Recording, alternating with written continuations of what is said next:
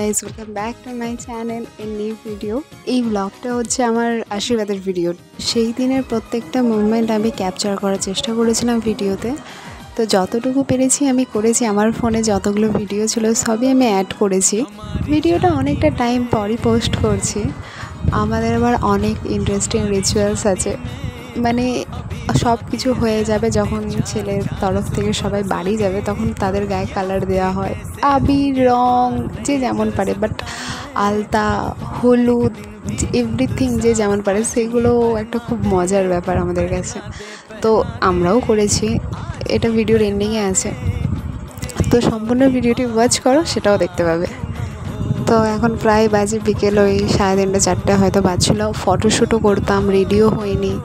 তো আমি না তাড়াতাড়ি রেডি হতে শুরু করে দিয়েছিলাম। আর আজকে যে এলফের ফাউন্ডেশনটা, যেটা পুরো আমি আজকে নতুনে ট্রাই করব, বেশ ভালো কভারেজ, খুব হাই, মানে আমার কাছে 10-এর মধ্যে 8 ওকে। বাট আমার স্কিনটা না ভীষণ সেন্সিটিভের জন্য মানে পিম্পল বেরিয়ে গেছিলো।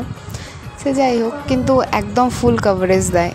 আমার পুরো মেকআপটা যখন এন্ড হবে তখন দেখবে বেশ মোটামুটি অ্যাভারেজ ঠিকই আছে। আমি অতটাও ভালো প্রো মেকআপ আর্টিস্ট নই, বাট যেটা নিজে করি ইটস ওকে, চলে যাওয়ার মতো। তো অনেকটা টাইম ধরেই মেকআপটা করেছি, প্রায় 1 ঘন্টা লেগেছে। সবাই সবার মতো ব্যস্ত, মানে সেই দিনটা এত এনজয়মেন্ট হয়েছে না, কি করে যে টাইম কেটে গেছে বোঝা খুবই মুশকিল, মানে ভীষণই একটা মজার ব্যাপার। আমার মানে যখন ঘরে লোক থাকে না, এমনিই ভালো লাগে। এই টাইমটা মেকআপ করতে করতে প্রায় কমপ্লিট হয়ে চলেই এসছে। তো এই যে ডিস্টার্ব করতে চলে এসছে। হ্যালো, বাজে ছিল, খুব বাজে ছিল, শুধু মারে সবাইকে, মারে। 2 লাগা আছে গালে। আমাকে ভালো লাগছে হ্যাঁ না? পচা ভালো ভালো না? না দারুণ না দারুণ বাবা।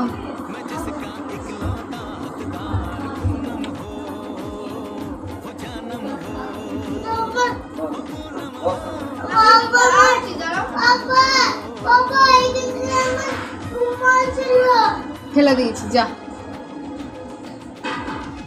ফেলে দিয়েছি। এসব বাজে কথা বলতে নেই, লোকে কি বলবে। এ এত দুষ্টু, এর কথা পুরো মানে বলা যত বলবো তত কম। এ ভীষণ দুষ্টু, মানে এইটুকুনি ছেলে এ আমার সাথেই পাঙ্গা নিতে আসবে, আমাকে মারবে, বলবে কি তুমি ছোট আমি বড়, এইরকম বলে। ফাইনালি রেডি, প্রচণ্ড ঘাম বেরোচ্ছে। এবার হেয়ারটা করবো।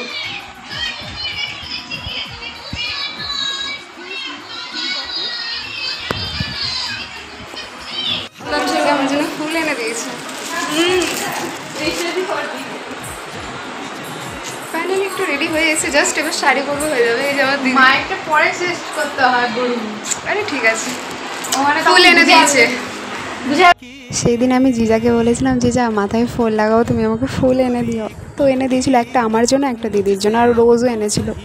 তো আমার এখানে শাড়ি ঠাড়ি পরে ফুল টুল লাগিয়ে একদম ফটোশ্যুটও কমপ্লিট হয়ে গেছে করা। তো ফটোশ্যুট আমার অনেকগুলো পোস্ট করা আছে শর্টসে, তো অনেক সুন্দর ফটো তুলেছিলাম আমি। এই যেটা আমার হচ্ছে এখন ফুল লুক। देखते ही उसको देखते ही मेरा दिल जोरों से चिल्लाए, हो पूनम हो जानम हो पूनम हो जानम हो।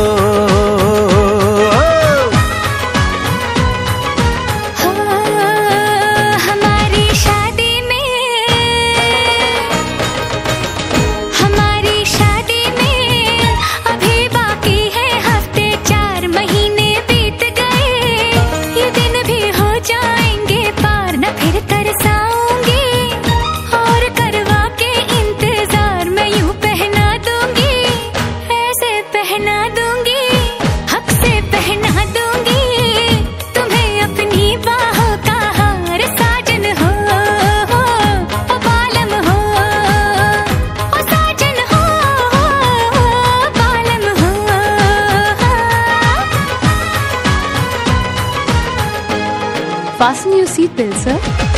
हमारी शादी में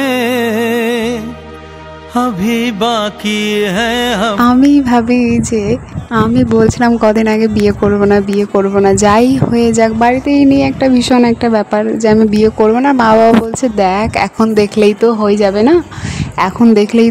না, এইখানে ও বলছে তাকাও তাকাও, আর ও ভিডিও কলে আছে। এইখানে আমি এত লজ্জা পেয়ে গেছি, নিজের হাসি আর কন্ট্রোল করতে পারছি না, আর আমি হেসেই যাচ্ছি মনে মনে। ট্রাস্ট করো, মানে এটাও জাস্ট মা বাবারা আমার দেখা শুরু করেছেন আর হয়ে গেছে, সেই জায়গায় আমিও কিছু বলতে পারিনি। আমিও ভাবলাম আমারও পছন্দ, মানে আমি ভাবি যে আমি নিজে বলতাম যে আমি কখনো বিয়ে করব না, আর আশীর্বাদের দিন আমি জাস্ট ফুল ডেটাকে এনজয় করেছি নিজের মতো সবার সাথে। মানে একটা কথা ঠিকই যে মানে কি আমি নিজেও জানি না ওর মধ্যে আমি কি দেখলাম যে একবারে হ্যাঁ করে দিলাম। মানে আমি মা বাবাকেই জিজ্ঞেস করলে মনে হয় এই অ্যান্সারটা পাওয়া যাবে যে আমি কি পরিমাণ স্ট্রিক্টলি না করেছিলাম সব কিছুতে। শুধু মানে একটা বলে না যে ঠিক আছে দেখছি, আমি বললাম ঠিক আছে দেখো, বাস। তাকে দেখার পর আমার মনে হয়নি যে না বিয়ে করবো না এটা ওটা, আমি বললাম ওকে ঠিক আছে চলো করে নিই, এরকম একটা ফিলিংস হয়ে গেছে। মানে জীবনে ভালো করে চলতে গেলে, ভালো করে বাঁচতে গেলে যতটা স্টেবল হওয়া দরকার ততটাই দরকার ভালো একটা জীবনসঙ্গী। আমার মা লিটারালি আমাকে কোয়েশ্চেন করে যে তুই কী করে হ্যাঁ করলি। আমি বললাম আমি জানি না আমি কী করে হ্যাঁ করেছি, কেন কি আমার মা তো জানে আমি কোনো কিছু চট করে পছন্দ করি না, তার উপরে এরকম একটা বড় ডিসিশন আমি হ্যাঁ করে দিয়েছিলাম। মানে আমি ওকে যখন দেখেছিলাম তখন আমার মনেই হয়নি যে এটা আমার কাছে কিছু নিউ বা নতুন, ও একটা অচেনা ছিল, মনে হচ্ছে না আমি খুব ভালো করে ওকে চিনি। আমি ওকে দেখে লিটারালি হাসছিলাম, আমি কথা বলছিলাম, ও লজ্জা পাচ্ছিল, ও কম কথা বলছিল, বাট আমার কাছে মনে হচ্ছিলো কুলেস্ট ব্যাপার। আমি ওকে অনেক দিন ধরে চিনি, সাক্ষাৎ করি, এরকম একটা ব্যাপার। আমি একদম নর্মালি কথা বলছিলাম, মানে একটা এম্বারেসিং ফিল যে না ও পাত্রপক্ষ, একটা অকওয়ার্ড ফিল, আমি কিচ্ছু ফিল করিনি। মানে এসছে সামনে, আমি বলছি হ্যাঁ বলো, একদম কুলেস্ট, কোনো ব্যাপারই না। মানে আমিও ভাবি এক একটা যে কি একটা বাস্তব কথা আমরা রিয়েল লাইফে বলতেই থাকি যে দূর থেকে যে জিনিস দেখতে সুন্দর কাছে গিয়ে অতটাও ভালো না, কিন্তু আমি লিটারালি জানি না কাছে গিয়ে কতটা ভালো কতটা খারাপ। আমরা সবাই দূর থেকেই আগে দেখি, সেটাই সিলেক্ট করি, ভালো হলে ভালো, খারাপ হলে খারাপ, যেটাই হবে সেটাই আমাদের, সেটাই চলছে আমারও লাইফে এখন। এইখানে আমি না আবার উঠতে পারছিলাম না, এত ভারী চুনরি, প্রায় 1 কেজির কাছাকাছি ওজন হবে এই চুনরিটার, উঠতেই পারছিলাম না সাইডের উপরে। তাই হাসি সবার, ওটা ক্যামেরায় আসেনি, আমি অনেক চেষ্টা করছিলাম ওঠার, তাও তো পেছন দিয়ে মানে মামিরা দিদিরা ধরে উঠিয়েছে, নড়তে পারছি না, তো এতটাই ভারী, খুব প্রবলেম হচ্ছিলো। চুনরিটা দেখে যতটা মানে হালকা মনে হয় ততটা না, ভীষণ ভারী। তো এখন সবাই আমাকে আশীর্বাদ অলমোস্ট করেই দিয়েছে ছেলের বাড়ি থেকে, তারপর আমার বাড়ি থেকেও সবাই আমাকে আশীর্বাদ করলো।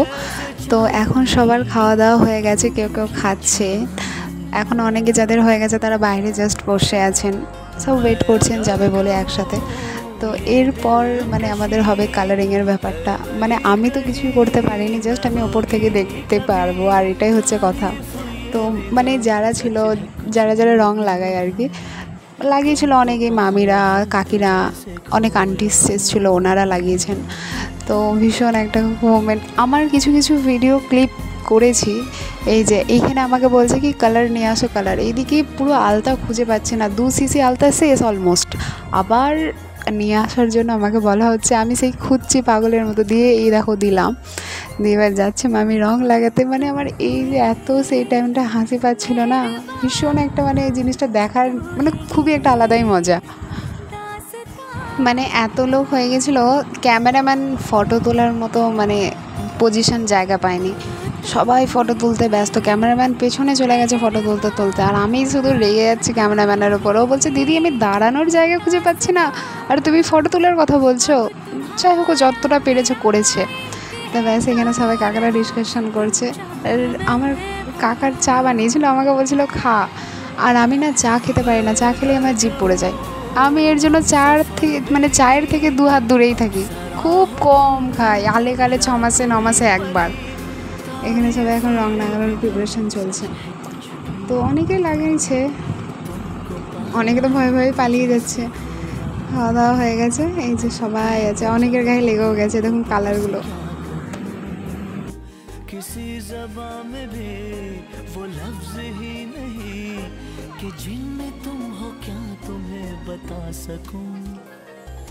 मैं अगर कहूँ तुम सा हंसी कायनात में नहीं है कहीं, तारीफ ये भी तो सच है कुछ भी नहीं।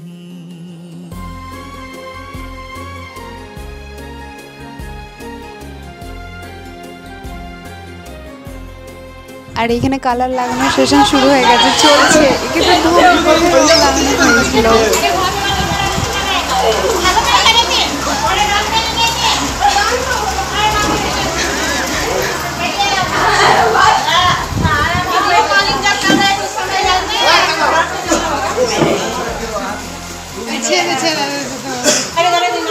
বেশ এখানে জমিয়ে কালার ঠালার লাগানোর পর পাত্রপক্ষ বাড়ি চলে গেছে। তো এবার আমাদের খাওয়া দাওয়ার পালা। তো আমি এখানে খেতে বসে গেছি, আর আমি, জিজা, বোন, দিদি সবাই একসাথেই খেতে বসেছিলাম। তো এখানে ভিডিও করছিল আমার বোন, তো সেটাই আমি দেখছিলাম। আর এখানে সবাই আমাকে ডাকছে, বলছে তুই আমার পাশে এসে বস, তুই আমার পাশে এসে বস। আমি এবার বলছি কার পাশে আমি যাব, আমি জিজার পাশেই বসলাম। মানে আমরাও খুব কম টাইম একসাথে খেয়েছি, কেন কি দিদির বিয়ের পর জিজা খুব কম টাইম আমাদের বাড়িতে এসছে, তাই একসাথে খাওয়া হয় না, সেই জন্য আমরা সবাই এনজয় করে রাতে খেয়েছিলাম। সবাই বসে গেছিলাম এই ব্যাচটাতে, একসাথে সবাই বসে গেছি, সবাই খাওয়া দাওয়া করেছি। সেই দিন এত ব্যস্ততার মধ্যে সময় কেটে গেল বোঝাই যায়নি। রাতের বেলা হলো ব্যাস, সকাল ব্যাস, সব বাড়ি পুরো ফাঁকা, কোনো মানে সেকেন্ডের মধ্যে ফাঁকা। যাই হোক, এই আশীর্বাদ করে আশীর্বাদের ব্লগটা তো শেষ হলো। নেক্সট আসছে বিয়ের ব্লগ। তো বিয়ের ব্লগ দেখার জন্য আর ইউ এক্সাইটেড? তো সাবস্ক্রাইব দিস চ্যানেল। अभी टाटा, बाय बाय।